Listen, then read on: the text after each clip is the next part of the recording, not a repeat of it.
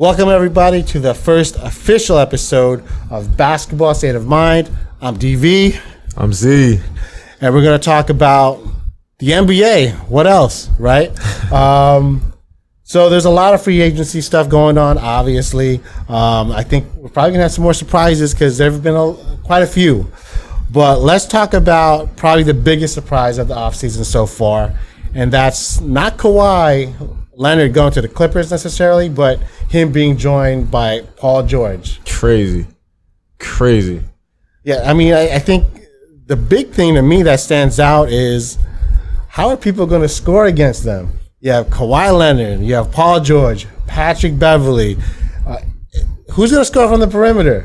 Yo, I saw a meme the other day, and it was saying, like, picture yourself, you playing against Patrick Beverley, you call for a screen, now you get a switch, now Paul George is on you. Now you get another switch, now Kawhi Leonard is on you. Like, you're not getting a shot up. You better throw it into the post or something. Like, that's your only option against those guys, man. They're stacked defensively, and those guys can get out and run in transition. They're going to get a lot of stops and attack the rim. It's going to be fun to watch.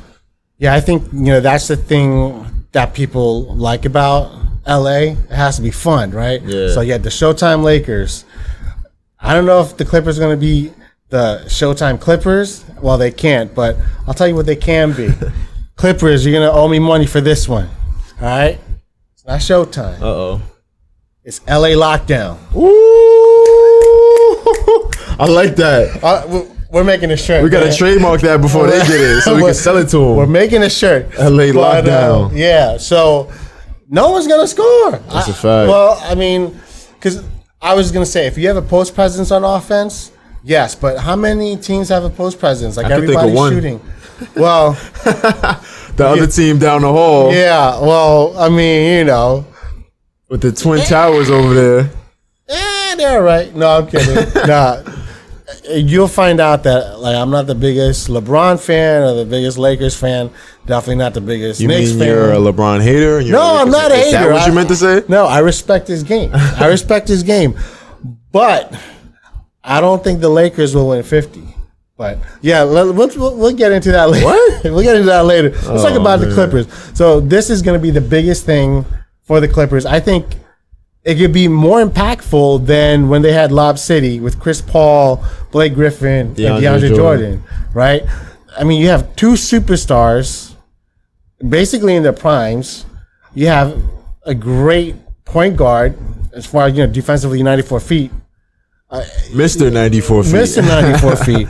And Doc Rivers. And you can't forget about Lou Will either. Oh, of course. My bad, Lou Will, my bad. But, yeah, no, Lou Will coming off the bench. Montrez. All those guys. But, like, again, it's the coach, Doc Rivers, and they also have Jerry West on their side. So if you're wondering how they could do something like this, Jerry West, even when he was the Lakers and Golden State Warriors, Memphis Grizzlies, he made things happen. Yeah. So he had to have made this happen, and it's a big deal. We always talk about the players on the court, but to get those players on the court, we got to give props to the people, behind the scenes. Right, absolutely. So Kawhi PG is going to be scary. It's going to be scary. Scary hours. But real quick, the best thing I like about this, it gives parity to the NBA. There's no there's not one or two super teams anymore. It's all over. It's all over, and it's going to be good competition. We're talking about good competition.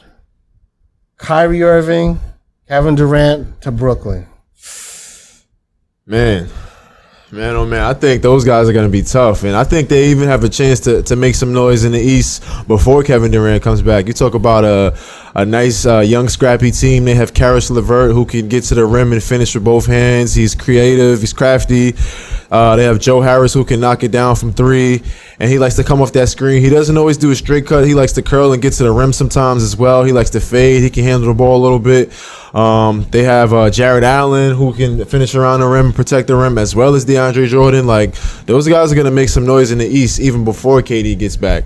I think they're going to hold down the fort. Nice for him.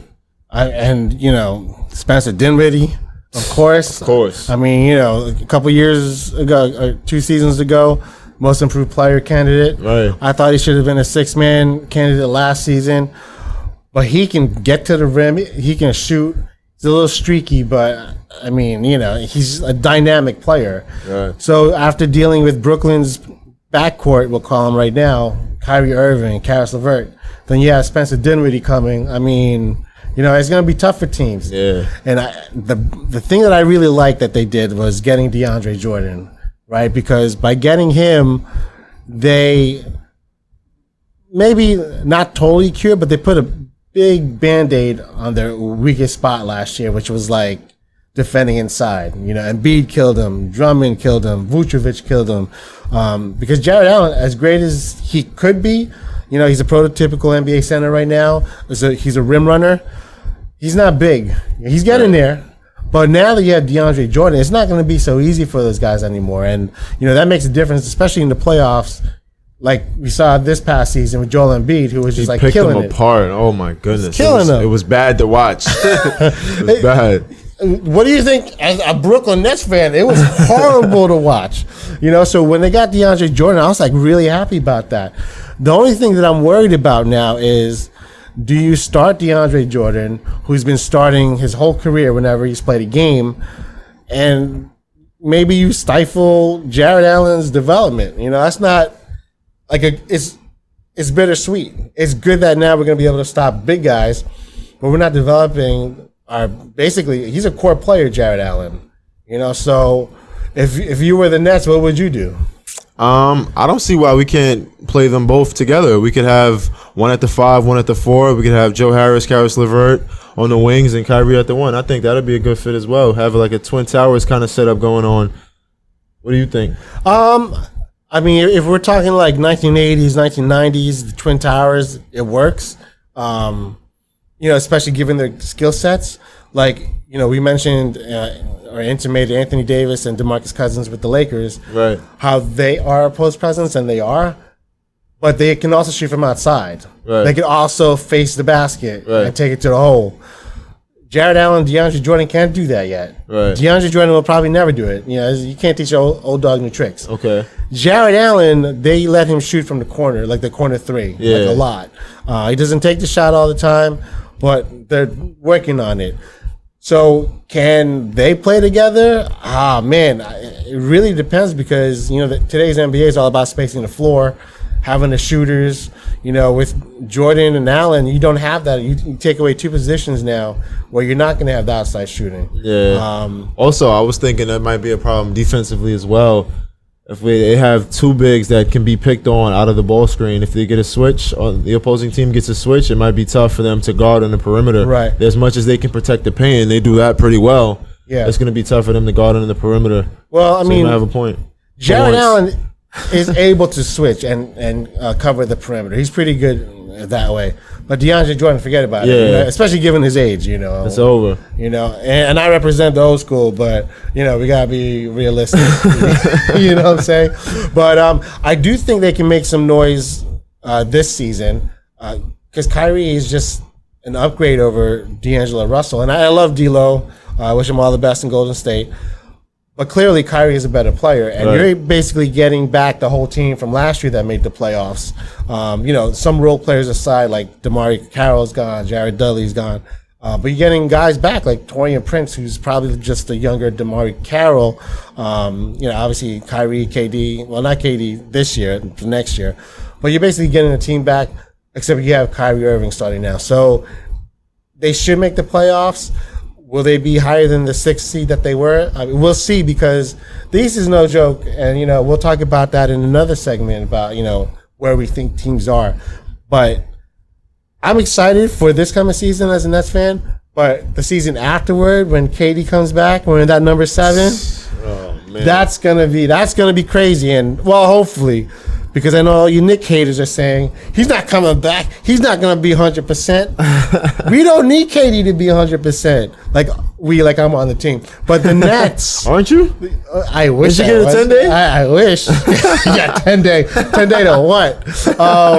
But, when you get KD back, you're hoping he's at least that first year 75%. Right. Because if he's 75%, he's probably better than 90% of the players in the league already. Just being 75%. So in 2 seasons, you have the core already. Karras, Kyrie, Spencer, Jarrett, Joe Harris. All those guys can come back for that first year that KD's back. They're already rolling. It's easy to get KD back into, especially that offense, because he doesn't even really need to drive. All he needs to do is set up on the perimeter, right? Catch the ball and shoot. Right, run the floor. Right. So to add KD to what the Nets will be this coming season, if healthy, it's gonna be crazy. And that's when I might say, you know what, they're contenders. Yeah, I do think that KD has proven that he can play with elite guards. He's played with Russell Westbrook. He's played with Steph Curry. Now he's going to be playing with Kyrie Irving. But I do question if Kyrie can kind of scoot over for Kevin Durant. I know he's played with the great and LeBron James, but LeBron isn't always looking to score. That's the first thing Kevin Durant is looking to do is score. LeBron was kind of trying to facilitate at times and move the rock, get other guys involved. Kevin Durant is looking to go every time he gets the ball. So I wonder if Kyrie can kind of scoot over and be that second option as a scorer, because he was the second option on the Cavaliers, but at a lot of times he was the first option when they needed a bucket. Right. So it's going to be interesting to see how that works out. Well, here's the thing about Kyrie. He gets a bad rep, and maybe it's valid, maybe it's not valid, about what happened in Boston. And I know that everyone that wants him to fail or wants Brooklyn to fail, they'll always mention that. But, Jackie McMullen, who covers the Celtics, she wrote that the problem started with the Celtics starting, Gordon Hayward over like Jason Tatum, or, why is Hayward, starting and getting all these minutes? So obviously, since he played for Brad Stevens in college, everyone's saying, it's favoritism or whatever. So that was really the start of the trouble there. Not necessarily Kyrie Irving. I'm sure Kyrie didn't make things easy, but maybe it's not all his fault. Right. So that said, he comes to Brooklyn.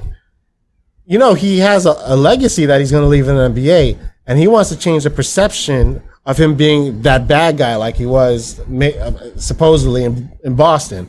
So he comes to Brooklyn. I think he's going to he's not going to be a Boy Scout, because you don't want that either.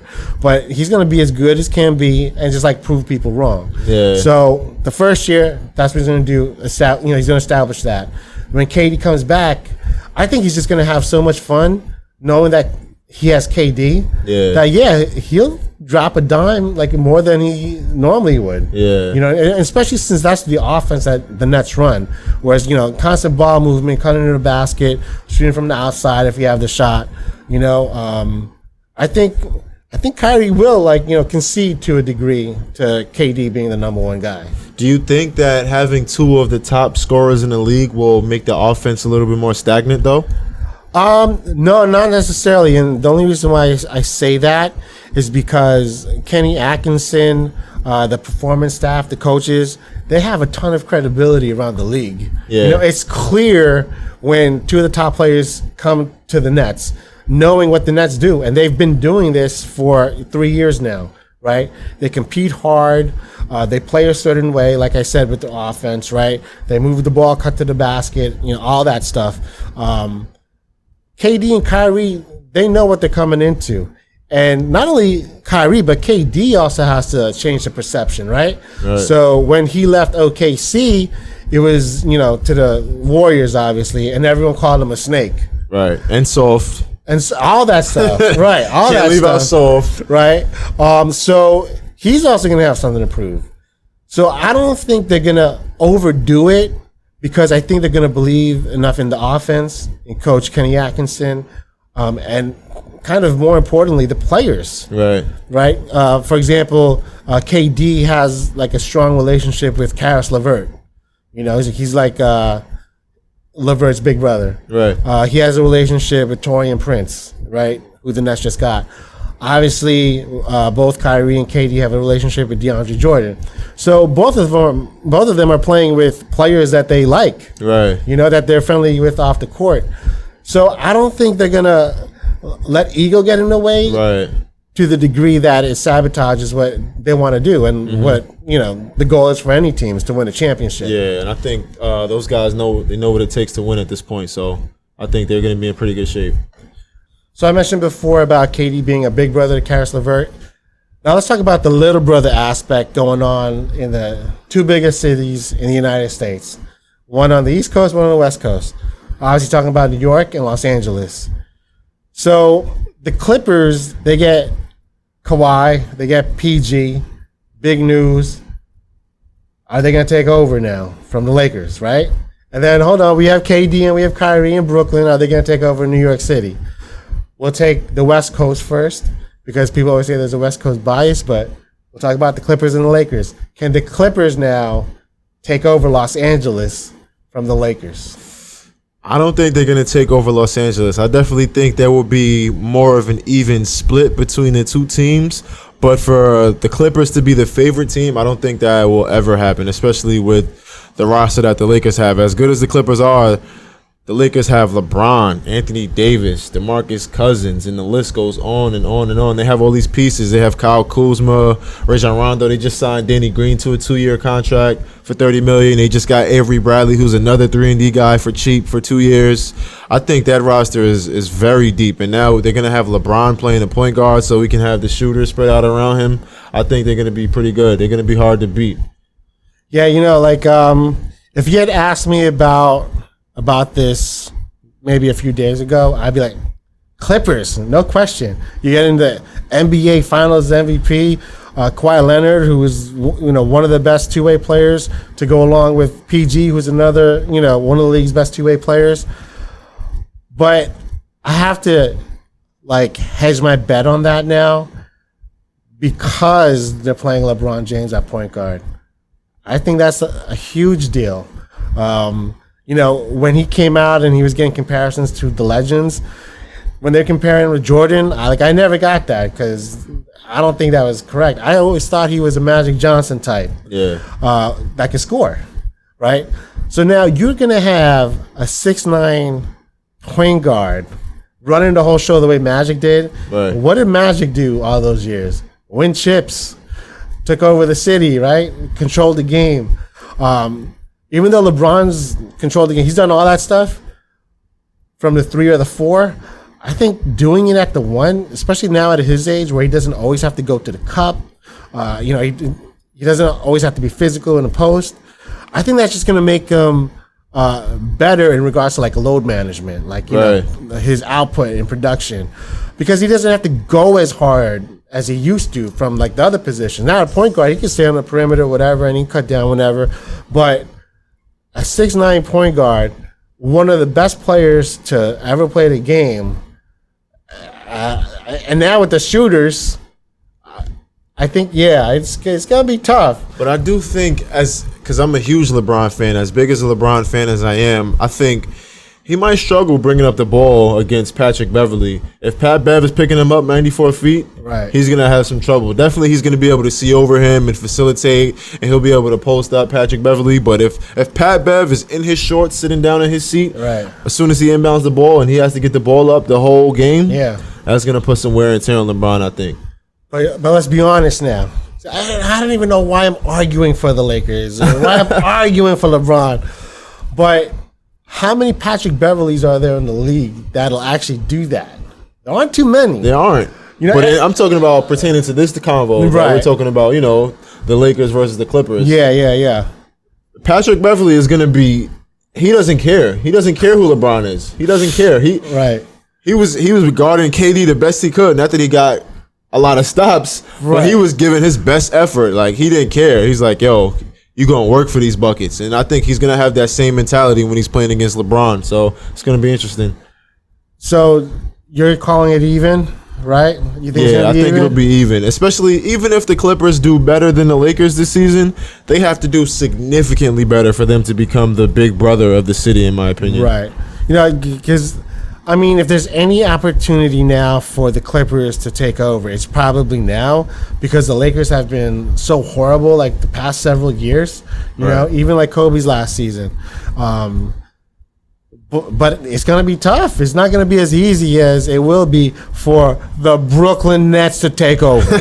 All right? The Brooklyn Nets are going to take over New York. I will give the Knicks this. They have the legacy, right? I'll even give them the Garden. They have the Mecca.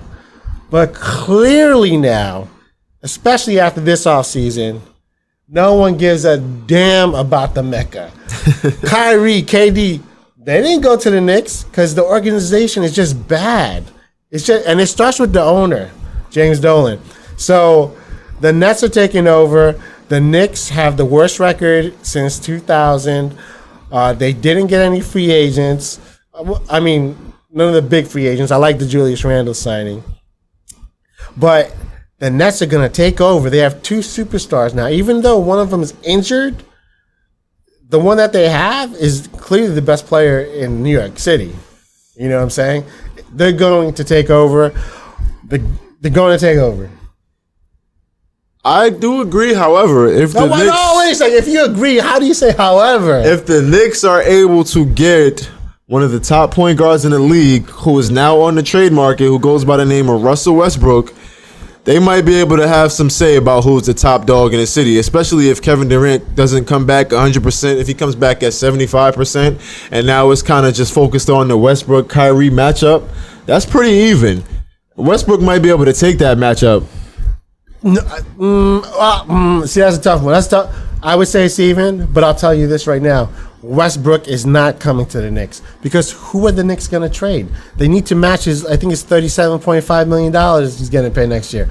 They can't match the salary because they used up all the cap space. If they had the cap space, you can trade that. Right. They could have absorbed them, but they don't have it. They spent it on all these guys. That they can't even, they can't trade. They can't trade for 6 months. Right. Like, will the Thunder wait until December, January to trade Westbrook? No. Absolutely not. That's why the Knicks are not going to get Westbrook. It's a pipe dream. Can it happen? I don't see how. But, maybe I honestly don't see how, under the cap, because if you trade Dennis Smith Jr., Kevin Knox, and Mitchell Robinson, that's maybe $10 million or something like that. It's not close to the 37.5. Right. Okay. So I know all the New York media and the Knicks fans, the delusional Knicks fans, are going to say we're getting Westbrook. I don't see it happening. It's a pipe dream. So the Knicks are going to have to settle for being the little brother this time. They're going to have to sit at the kids' table during Thanksgiving. Oh, you know man. what I'm saying? It's like you have to wait for the Nets to be done with the girl. Okay, no, let me not go. Let me not go there. But what I'm saying is the Knicks, they don't have a shot. I mean, they could have redeemed themselves if they were able to get a free agent this offseason. Right. But the chances for that, I thought were going to be low because they got rid of the one star already. And Porzingis. Right? Porzingis is a player that's going to make other free agents want to come play with him. Right. But instead, they had a nice young group, but it's not enough to, now with the Nets getting Kyrie and KD to take, to stay on top. Yeah. Right? RJ Barrett, great player. I think he's going to be an excellent NBA player, but it's not going to be now. It's not going to be this season. Maybe in a few seasons, but he's not going to be that transformational player this season to buffer what the Nets did. In a few years, it may be too late because KD's already back, and who knows where the Nets are. Maybe they're having a parade down Flatbush in Atlantic. I don't know. Oh, did I just jinx that? I shouldn't have said anything. I take that back. Can we edit? We can edit that out. But I think it is interesting to see how RJ pans out because realistically, with this season, Kevin Durant being out, RJ only has to be as good as a Karis LeVert or a Joe Harris. He doesn't have to be Kevin Durant right now. No, he doesn't. But can he even be a Karis? Maybe. I think so. But here's why he's going to be.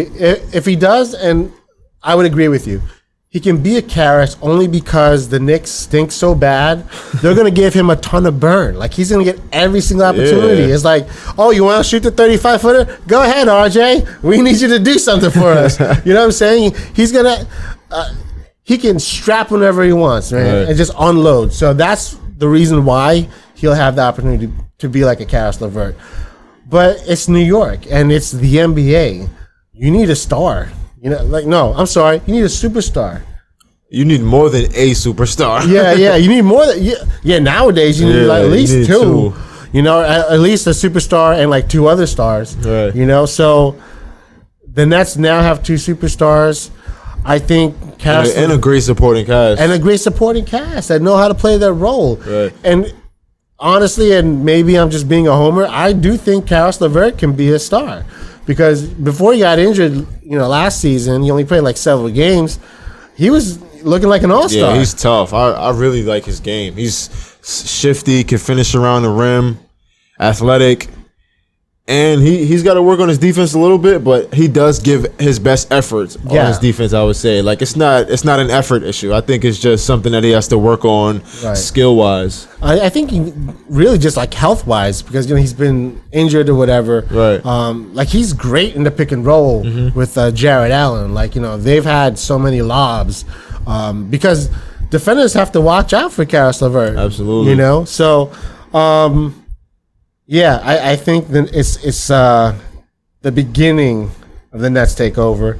I can't say they're totally going to take over this coming season because of the Knicks' legacy, but where the Nets do beat the Knicks right now, today even, July, was it 9th? Internationally and nationally, everyone knows the Nets are better than the Knicks, you know, easily, you know, especially now with KD and Kyrie. But what you also have to think about the marketing that the Nets had ever since they moved to Brooklyn, as far as like having an international presence. You know, they even have 2 international owners. You have, you know, Mikhail Prokhorov from Russia. You have G.O.A.T from China. And as we all know, China loves them some NBA. Yes, China loves them some NBA. So as popular as the NBA is now in China, G.O.A.T wants to make it even more popular. And he's like on the board of like Chinese basketball. So you don't think he's going to put on his team? Of course he is. Yeah. So the Nets right now are just known more than the Knicks, I think. In the city, maybe not yet, but it's going to happen. It's going to happen. Says the Brooklyn fan. Oh, my gosh. Hey, look, I'm not being subjective at all. I'm being totally objective. Sure you are. As you just mentioned the parade a couple minutes ago. I'm going to delete that. I'm going to edit it out. I don't want to jinx it. The NBA offseason has been kind of nuts. So let's talk about like some of the biggest, I guess, surprises that happened during the offseason. We'll get the obvious one out of the way. PG to the Clippers, coming out of nowhere. I saw the tweet. It was like 2:30 in the morning or whatever from Adrian Wojnarowski from ESPN. Kawhi Leonard to the Clippers. Then like almost a second later, PG to the Clippers. I was just like, what? Crazy. What? I mean, he had 2 of the best two-way players coming together like that. That's nuts. You know, so that's an easy one. Although, let's talk about this real quick. Kawhi Leonard is a mastermind. Because what he did was he told the Raptors, listen, get me either Paul George or Russell Westbrook to the Raptors, and I'll stay. Right? This is reportedly, allegedly, but it's been reported. Now, obviously, the Raptors probably didn't want to get rid of like Pascal Siakam. Spicy P was going to have to go back in a trade and, draft picks and whatever.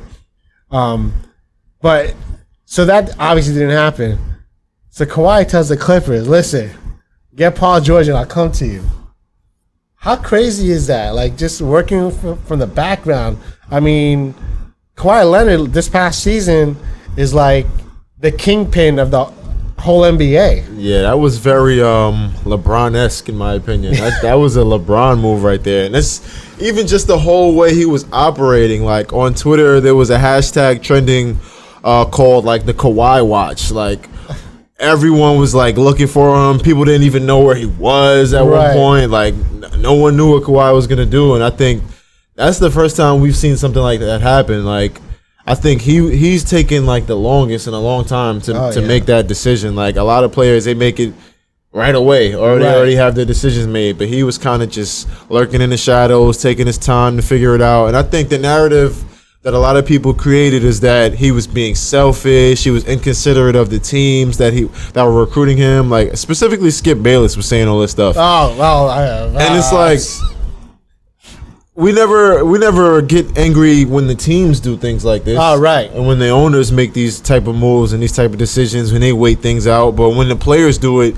we say that they're selfish, they're traitors, and we call the players all these names when they have to look out for themselves the same way that the teams do. Right. Because when the teams do it, everyone says, "Oh, it's a business. That's the game. That's how it works." But when the players look out for themselves, the fans call them names, say they're, that it's not the same respect given when the players do it. So I think Kawhi handled it the right way. Forget Toronto and forget the Lakers.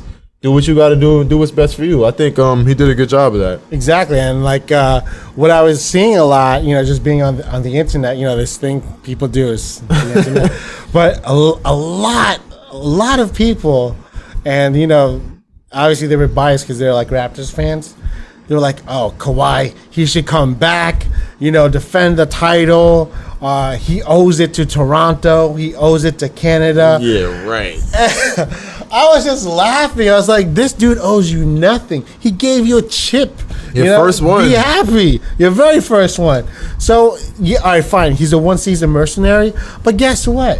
Masai Ujiri, who traded for him, knew that was the risk. Like, he knew that there's a possibility Kawhi wasn't coming back. Right. And it didn't happen.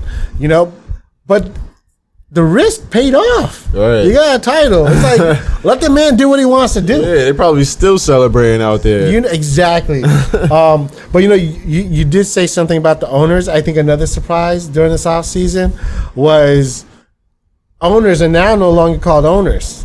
Oh, man. They're called governors. Oh, my gosh. Because it's a very PC world, and me in particular, like it's kind of stupid.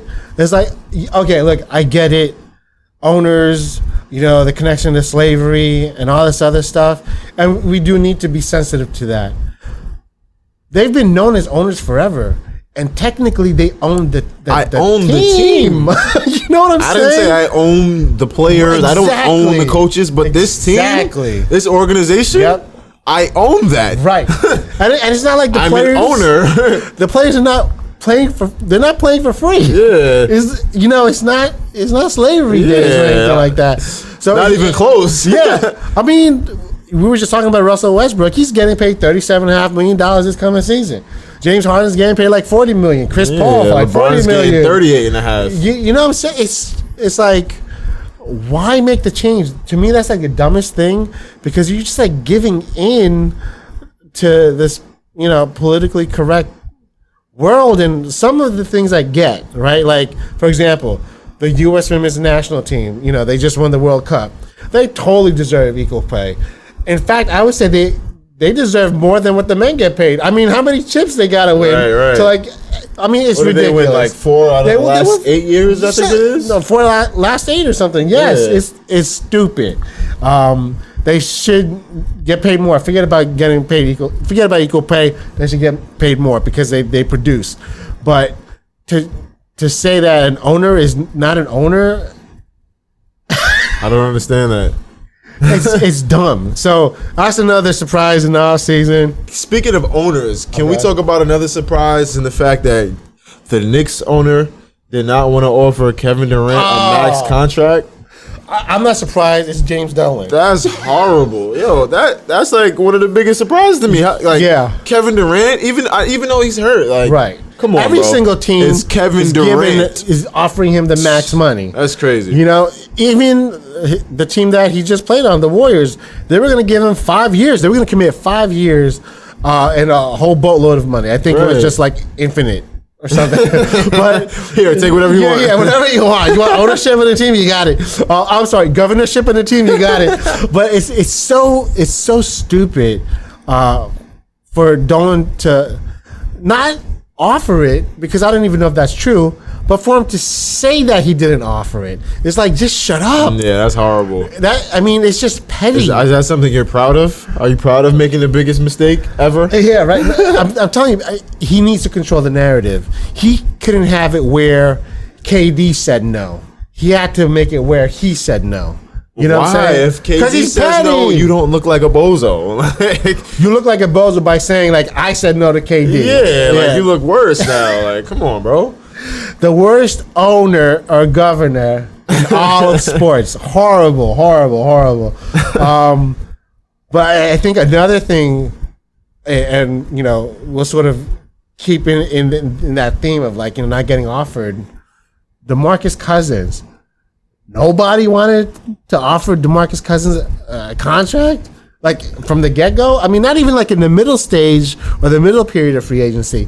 Nobody like was offering him anything. I mean, you're talking about a guy. Yes, he was injured. Yes, he looked slow, but that was like a year off from his injury. I think 2 years from his injury, he's going to look way better. Maybe he's not going to be like the 26-13 guy he was, but I think he'll be 18-10 this season. You know? Yeah, definitely. I don't know. I think that's definitely what it was. No one wanted to pay for damaged goods. And I think with those damaged goods comes the attitude problem, comes the ego, and all these bad things that we hear about DeMarcus Cousins. And to your point, you saying that it'll be now 2 years off from the injury, but it's not like he was resting this whole time. He was playing on that injury. So it's not like it's not the same as someone who sat out for 2 years and is fully recovered and rehabilitated. He's been playing on this lingering injury. Right. So I think that's where it goes as to teams not wanting to take a risk on him. Even though I'm happy that the Lakers grabbed him because I do think he'll be a solid 18-10 guy, I do understand why teams didn't want to pay him. Right. But, you know, even injured, I think he averaged like 16-8. Injured. Yeah. So, like, now imagine he's like, you know, 2 years away from that injury. I think 18-10 is, you know, a safe guess. If he played on another team where he would be like, you know, second or third option, like, I think he would be like a 22-12 guy. Yeah. You know, but on the Lakers, you know, obviously he's going to go LeBron number one or even Anthony Davis number one. Like, they'll, like, you know, interchange. But he's still going to be a great player for the Lakers. And I'm just, like, dumbfounded that no one offered him. Like, even though we didn't need him, like, I was kind of, I'm on the Nets team, but I just wanted the Nets to get him just because it's such value, you know? But I think he's going to do well. Only 1 year contract. I think next offseason, he might be one of the better free agents out there. Granted, it's going to be a weaker, you know, free agent class, but I think he'll be like in demand next offseason. Yeah, because he's going to do well this season. I think so. You know, what else is crazy? D'Lo to the Warriors is crazy. Yeah, I think it was a genius move by the Warriors because they knew Kevin Durant was going either way. So now they got something in return for him. And although D'Lo might not be the best fit for the Warriors per se, and I'm sure they're going to give him a shot, he's a young 23-year-old all-star who just led the Brooklyn Nets to the playoffs. And they exceeded expectations out in Brooklyn. I think he averaged like 21-7 this past season. He has a high motor guy. He's always looking to play hard and compete. Not overly athletic, but he's an all-star. Yeah. He's young, and he has a lot of upside to grow and develop his game. And I think that what the Warriors did is they're saying, hey, we're going to grab this kid, and if he doesn't fit for us, I'm sure someone else can use him, and we can get some pieces in return. Worst-case scenario, some draft picks and some cap space, and just keep the ball rolling that way. So I think that was a move that I did not see happening, but I think it was a great move for the Warriors. Yeah, definitely did not see that happening, you know, especially as a Nets fan. You know, the story was always going to be we get Kevin Durant and we say goodbye to D'Angelo Russell, no compensation, just straight up. You look at the change in the way the NBA allows signing trades. Like, you haven't had a signing trade in like the past 2 seasons. I didn't think we were going to get any this offseason, let alone this one, but there was like 12. It's crazy. But, yeah, so like the Nets, it was good for them, even though they get rid, well, you don't get, even though you trade away an all-star, a young all-star, a culture guy, someone that actually changed the perception of your team. The good part is we got compensation back. It's a protected first-round pick. I don't know what the protections are. But knowing that you're going to lose D'Lo, thinking it was going to be for nothing, getting like a first-round pick is like, it sort of makes it okay. Obviously, getting Kyrie and KD makes it super okay. But getting something back for someone of that high value, you'll take anything. It being a first round is great. But yes, genius move by the Warriors because you are going to lose Kevin Durant no matter what. Yeah. So to get like a young all-star it was great and definitely like one of the big surprises of the offseason. But do you think if playing for the Warriors hinders his performance and his growth, that the market for D'Lo will kind of dwindle away? I'd say no, and the reason why I say no is because of his youth. Because you saw the change from when he was on the Lakers, where he played pretty well, to Brooklyn, that has a good organization, that has a mission, right? They have a goal, they have a vision, they have a path that they're following.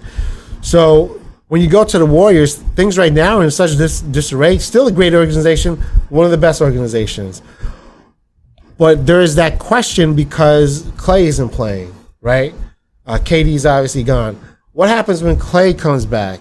So you're not sure, but I think a team that trades for D'Lo, he'll still succeed if it's an organization like the Warriors and like the Nets, where they have a clear vision of what they want to do.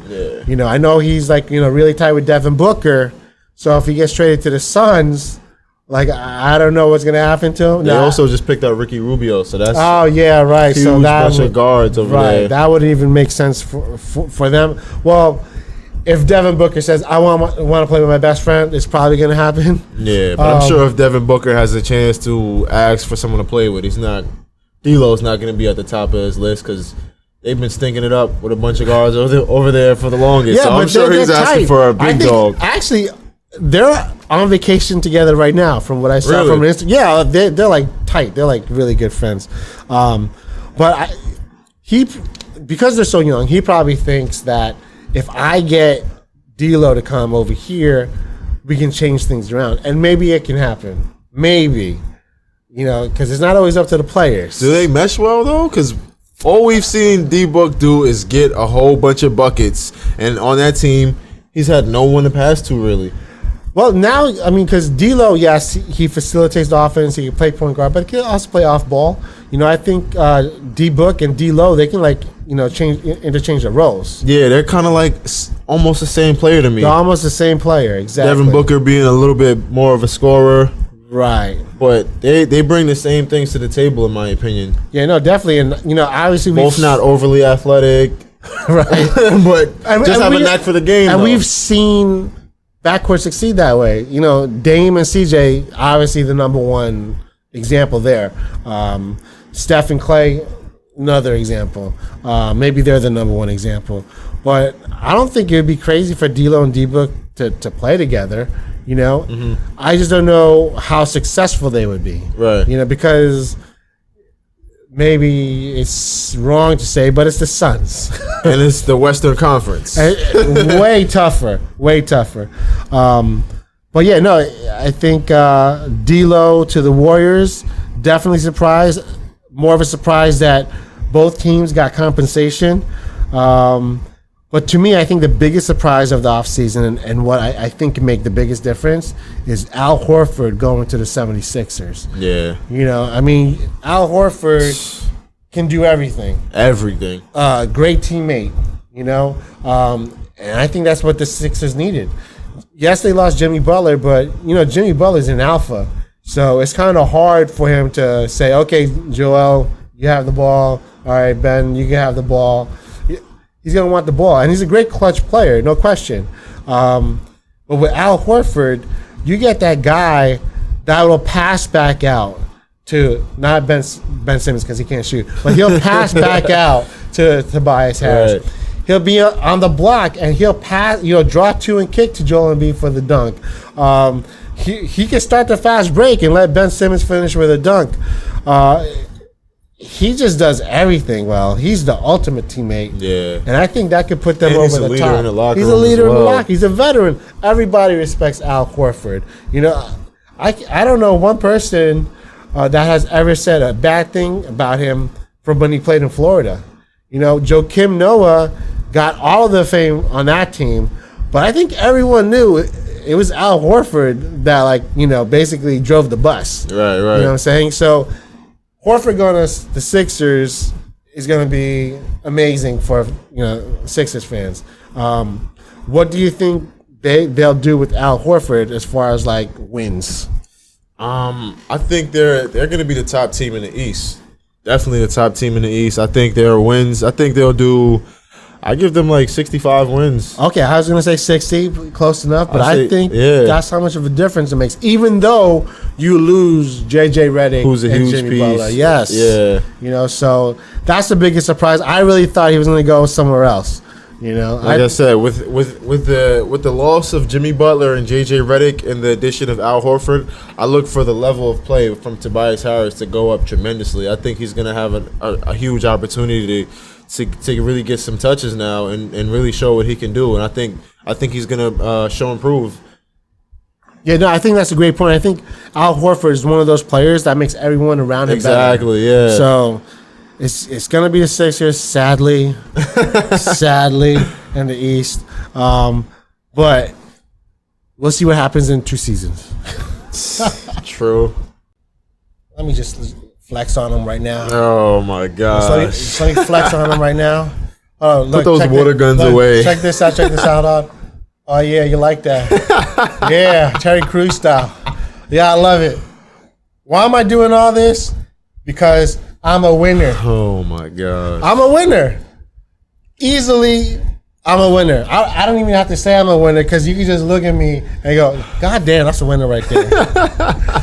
All right, so what am I gloating about? I'm talking about in episode 0, our pilot episode, Zeke and I, we talked about predictions, about free agents and where they would end up. Easily, I won. Let me just say it again. Easily, I won. So now what happens is, well, first of all, I get to put this on Zeke, like whenever I see him now, talking about being a winner. I like, maybe just do like. It's because he's not used to winning. This is his first time he beat me at Hold on a minute. I'm not used to winning because I'm a Nets fan. Also a Jets fan, but I will say I'm a Yankees fan. But at least I'm not a Knicks fan. Oh my God. But so anyway, so I won the contest, and now there has to be consequences. So the consequence that's going to happen is that we're going to go to Roosevelt Field in Long Island, it's a mall. We're going to post up, or rather, Zeke's going to post up at Victoria's Secrets. I'm going to go shopping for him, give him some lingerie, because he likes to flex. Yeah, for my girlfriend, because I don't have the money, and he owes me money now for being a loser. But, no, I don't have a girlfriend. So I'm taking, applications. No, let me stop. So anyway, we're going to go to Victoria's Secrets. He's going to record himself on a phone, put it in front of him as he does push-ups, saying, I'm your secret, Victoria. No, you like that. Gosh. I'm the Z-Man, or some stupid stuff like that. He has to do it for like 30 seconds, and I'm going to be like across the way recording him. And what's going to happen is you're going to enjoy it. Oh, not as much as me, but it's a good consequence. It's going to be fun. I'm hoping that he can do push-ups. If you look at his arms, you can tell he can't do push-ups. Yo, zoom in on these guns right here. But anyway, so that's going to happen soon, and we'll get that to you, and you'll have fun. But not as much as me, because I'm the winner. Oh, yeah. Winning is so good. Wait till the next contest. Winning is so good. All right, so obviously I'm the old school. He represents the young bucks over here.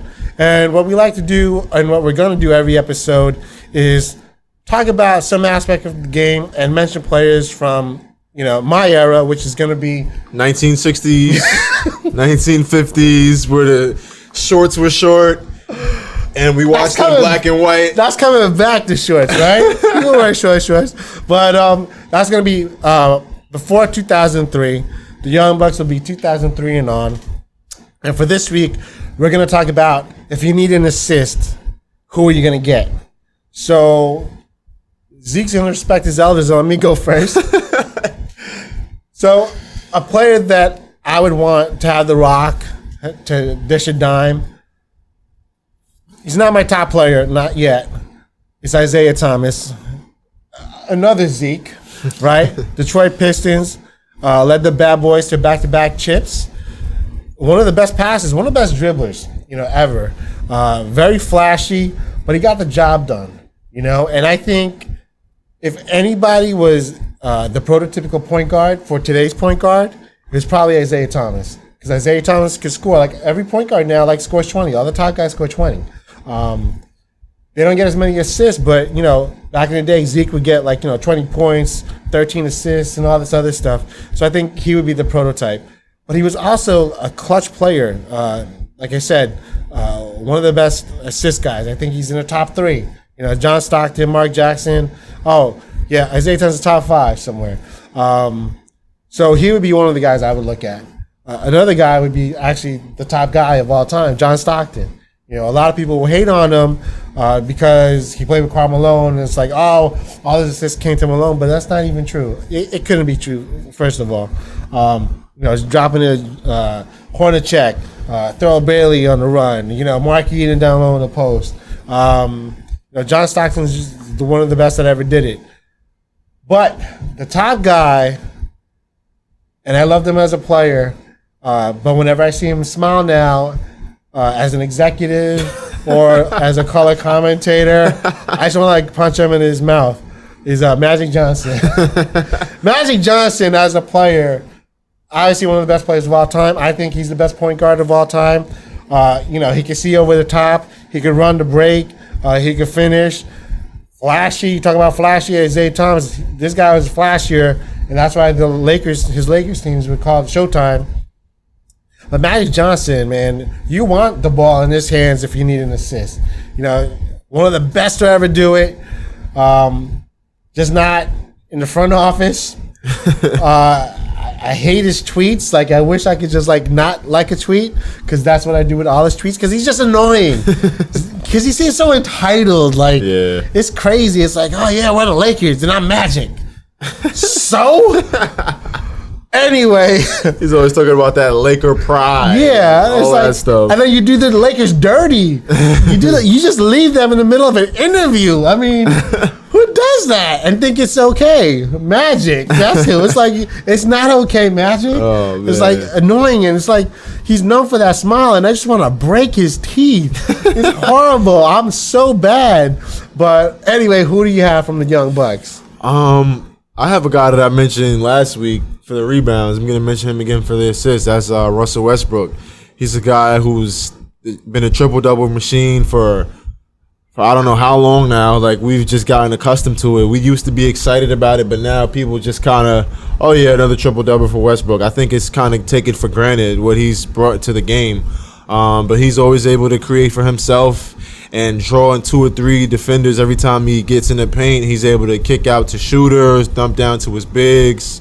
He just creates for himself and others effortlessly. I think he's one of the top guys. Not my top guy, but definitely one of the top guys in today's game. Another player that I'm going to talk about is very similar. That's going to be James Harden. He's such an offensive weapon. He's such a threat to score. He can get to the paint and create in a million different ways. He doesn't need a set. He doesn't need a ball screen or anything. He can operate well off the ball screen, but he can get it for you out of the ISO. Everyone just clear out, get out of his way, and be ready to shoot. Just have your hands up, be ready to shoot. And then when he is on a ball screen, he has his bigs rolling hard to the rim.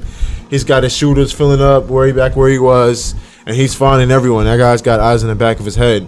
But then again, we talk about 6'9" point guards. We talk about passing the torch for the Lakers. I'm going to go with LeBron James for my top guy when I need an assist. Okay. This guy, we've seen him get assists from everywhere on the court. He'll get assists in a half-court set. He'll get assists in the post. He'll get assists in transition. He'll get assists at the end of the game. He's always looking to create for others. He's always got shooters around him because he's a point guard. He's a GM, so he picks his own teammates. So he chooses who he wants to pass the ball to. Right. And we've seen him create for others, and that's one of the biggest criticisms about LeBron is that he sometimes passes the ball too much to a fault. I think at the end of the game, he gets tight and scared. No, that's what everyone says. That's what the old heads say because they want him to jack up a 3 with 5 people on him. I think the comparisons between him and Kobe or him and Mike is because Kobe and Mike, no matter what, that shot was going up. They're looking to make the game-winning shot. I think LeBron is looking to make the game-winning play, whether it's attack the rim, shoot the ball, or get it to his shooters in the corner. Get it to someone flashing along the baseline. Right. So I think LeBron is definitely one of the greatest passers that we've ever seen in this game. Right. But I got to say this, and I don't mean to start an argument.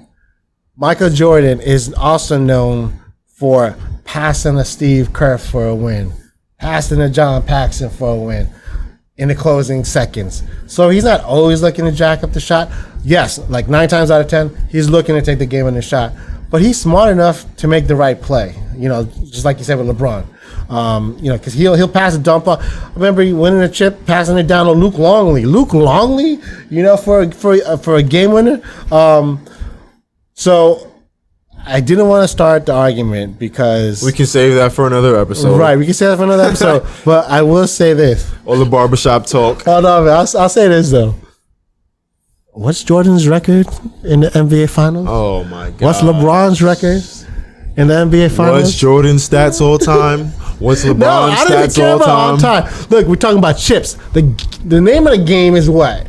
Winning a chip. Oh my gosh. Right? So then no, but look, all right, you're gonna bring up Bill Russell, but I'm gonna say you gotta take away all right. No, listen, you gotta take away Bill Russell because Why? Because he didn't play in the modern era where the ABA and NBA teams were together. He just beat the NBA teams and there was like 2. So I'm not taking away from Bill Russell. Great player. The guys, great player. His always even the a narrative. Great coach. This is always the narrative. No, but you gotta take Jordan that into account. Versus LeBron. Everyone says, "Oh, Jordan played in a more physical era," but those guys were small. Yeah, I know. Okay, look. It's so much more physical, and they were way less skilled back then. Look, we're gonna take this by era, right? Well, all things considered, all things being equal, in each era, okay, Jordan was 6-0, right? Within the era, LeBron was what? 3-5, 3-6. Okay, right. So he won 3 chips, but he didn't get 6, and he didn't have an undefeated record in the NBA Finals series. But he's playing against way harder competition. No, but I'm saying all things being equal, all things aren't equal. No, they're not. That's why I'm saying by era. By era, right? Jordan played his players around him. LeBron played his players around him. In his era, Michael Jordan was 6-0. In LeBron's era, he's not 6-0. Because of the he's competition. He's not even 500. Yo, no, but the competition. That era, they were scoring like 87 points per game. Not all the time. They score like 88 points per game. Hey, look. Hold on. What wins championships? Skill. Defense. Skill defense. set. And they played defense back then. Or they weren't skilled enough to have good offense. And they had the hand check. You were allowed to hand check a player. You can't do that nowadays. That's a huge difference. Oh, my gosh. You play basketball. Hold on. You play basketball. You know that if you can hand check, you can own your guy. You can push him, make him go wherever he wants to go. But you can't hand check, right? It's like a hot potato. You can touch it real quick, but you got to take it away, right? But back in the day, oh my God, you can hand check. You can't do that nowadays.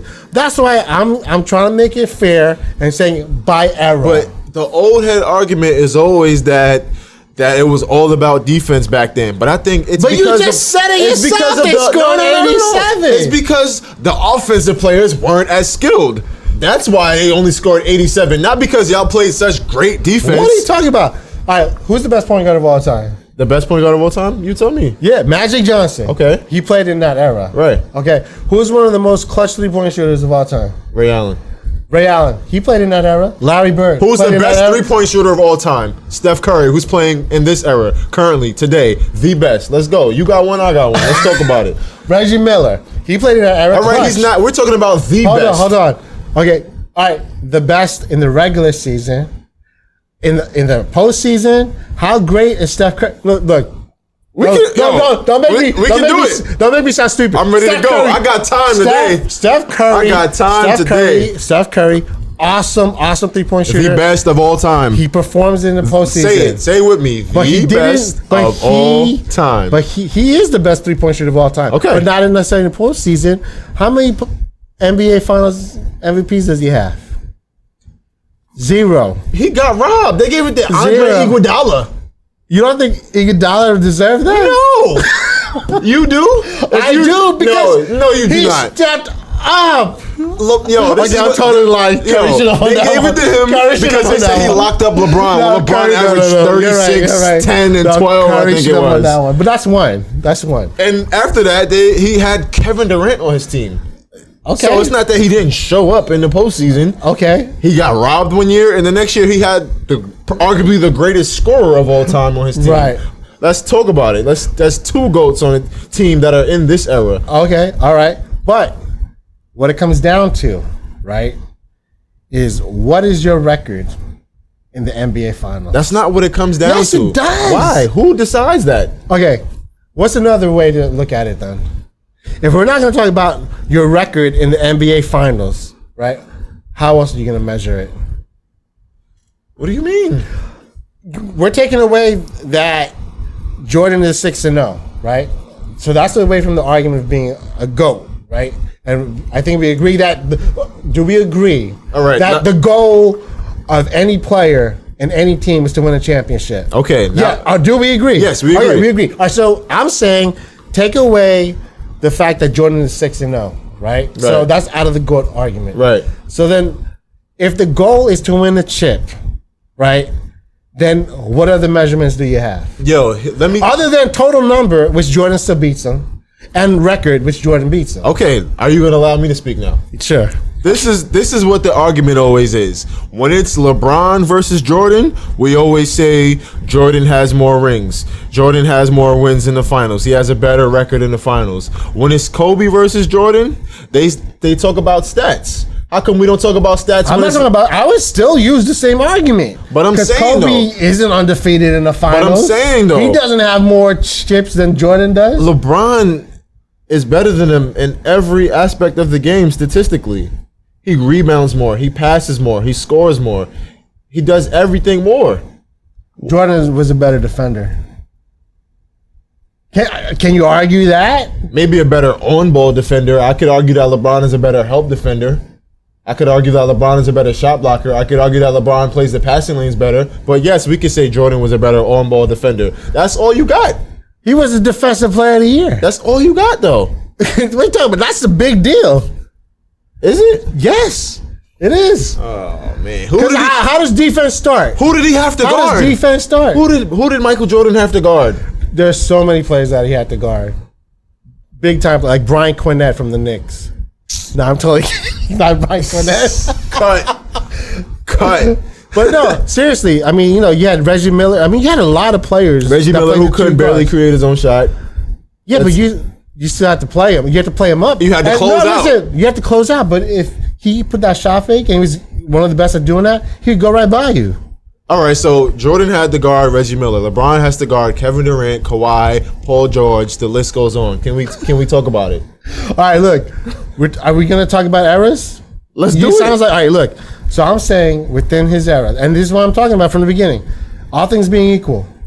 All things aren't equal, though. So what does that mean? All things being equal, that LeBron played in his era and Jordan played in his era. Okay. All right? So all things being equal, Jordan went undefeated in his era, right? LeBron didn't go undefeated in his era. That's what I'm saying. What is that? That means nothing, though, because it's 2 different eras. No, it is 2 different eras. The game eras. has evolved tremendously. All right, so I guess everyone is more athletic. Everyone is more skilled. Right. So I feel look. I think you might have this wrong. I'm not saying that Jordan is the GOAT, because I don't think you can say anyone is the GOAT, like of all time. I don't think you can say that, because that's just unfair to everybody before. So it's unfair to Bill Russell, who I said, yeah, he didn't play NBA, ABA, but that's going to be unfair to Oscar Robertson. I think you could argue that the GOAT is always going to be the one who's in the discussion now, because the greatest ever is always going to be the one that's happening right now because of the evolution of the game. Okay, so if you want to say, so right now, if you want to use that, is the GOAT. If you want to use that as the point of argument, then yeah, I agree. Obviously, LeBron is the GOAT because he's playing in the best era of basketball. Where players are the most skilled. Okay, hold on a minute. Hold on. I said, fine. So this era ends. Okay, we have a new era. Players are way better. the stronger, the faster. Right. Whoever's the best in that basketball. era is going to be the GOAT. Yeah. Oh, so that's how you're going to do. Okay. Because it's the best basketball we've ever seen. The best player of the best basketball that we've ever seen is the GOAT. That means the GOAT doesn't exist because it's always going to be something different. Because you're saying greatest of all time, but you're arguing it's really greatest of the current time. Because the current time will always be the best time. So the current time includes all of the time before it. Yeah. All right, so then there really is, using that criteria, there's no argument for the GOAT. Why not? Because it's always going to be the current player. Currently, LeBron is the greatest of all time. He's the greatest of this time. Of all time, I don't know. You don't think it's disrespectful to other great players like Kareem and Will? No, Jordan. because they played against guys who look like they deliver mail today. Who look like they bag up groceries today. Okay. The old heads gonna hate me on this podcast. Wait, so you're saying that you're the GOAT then? Yeah, absolutely. At bagging groceries? All right, so I think at this point, we just have to agree to disagree because the criteria that we have for the GOAT, or even the lack of a GOAT, we're not meshing on. Okay, so let me ask you this. What's your criteria for an MVP? Best player that elevates his team to a winning record. They don't have to necessarily win the chip, but he's going to be the best player on that team that performs well. And I'm talking about they have to be like easily top 4 team during that regular season. Why? Because obviously if you're going to be the most valuable if you're the best on your team, right? But for you to have value on that team has to be one of the best in the league. You don't control who your teammates are, though. No, you don't. So how if that's why you'll never have an MVP from the worst team in the league. Because you can be the best player in the whole league, but if you're playing for the crappiest team in the league, you're not going to win MVP. Because your team isn't one of the best in the league. Because your value isn't enough to raise up your teammates. So what's your criteria for MVP? I think the most valuable player is just that, regardless of what his team is doing, regardless of what team. So you're saying in the whole league, the MVP it doesn't matter what team he's on. If he's the best in the league, he deserves the MVP. Right, because if I'm on the Knicks and I have a GM who's terrible, why should I be discredited for that? Why? If I'm still balling, I'm balling. I'm the most valuable player. It has nothing to do with my team. Right. It's an individual award. It's individual. So why does it have to do with what my team is doing? I don't think it should be an individual award. I think you have to think about what that player does on the team. Because if using your argument, then it was right that 1 year Steve Nash was the MVP instead of LeBron. It should have been LeBron because he was the best player on that team and he elevated that team. He should have been the MVP. But using your criteria, they got it right. That Steve Nash was the MVP. Because Steve Nash was probably the best player in the whole league with what he did. So you're going against your own guy using your criteria. That's fine. Okay, that's all I'm saying. Again, we disagree, and that's fine. Is it an old school young buck thing? I don't think necessarily. I think it's just that, I'm just better looking, and you're just hating. You get one haircut, you don't know how to act. All right, look, but for real, I think it was very spirited. What's most important is, what do you guys think, right? Who do you think is the GOAT? What's the criteria for being the GOAT? Do you do it by era, or is it like Zeek, where it's like whatever era we're in now, that's the GOAT? I don't agree, obviously, but also MVP. What's your criteria for MVP? Do you have to be the best player in the whole league, or do you have to be the best player on your team, and your team has to be one of the best teams in the league? There's a lot to think about. We'd appreciate any feedback. If that's the case, then Jamal Murray. So he's going to keep going. So, all right, I'm done. So you can reach out to us and hit us up at our Instagram at Basketball State of Mind. You can also hit us up on Facebook. Just search for Basketball State of Mind. And you can also email us at info@Basketball State of Mind. We'd love to hear your comments and your opinions because it matters. Because, at the heart of it, what this show is about community, right? It's not just me and Zeke talking about our stuff. We want to hear from you, and we'll talk about your stuff. So hit us up. Eventually, what we're going to have is we're going to have you guys be able to call in, which is going to be cool. And, you know, you can speak on it, on what you want to talk about. I'll probably destroy you. No, I'm kidding. The way I just destroyed him. No, but that's not even true. Look, he's going to get mad at me. He's going to beat me up afterwards. But no, seriously, hit us up at Basketball State of Mind on Instagram. Same thing on Facebook. Info at Basketball State of Mind. We appreciate you watching and listening. Please spread the word. You know anyone that loves the NBA, loves basketball, let them know about the show. And we'll give you $10 for each person you bring in. No, we're not. We out of here like the crown on the back of his head. No, we're out of here like every Russell Westbrook teammate. Later. All right, real quick. You know, we don't have any likes or nothing like that. Zeke left. So all I'm going to say is he doesn't know what the he's talking about.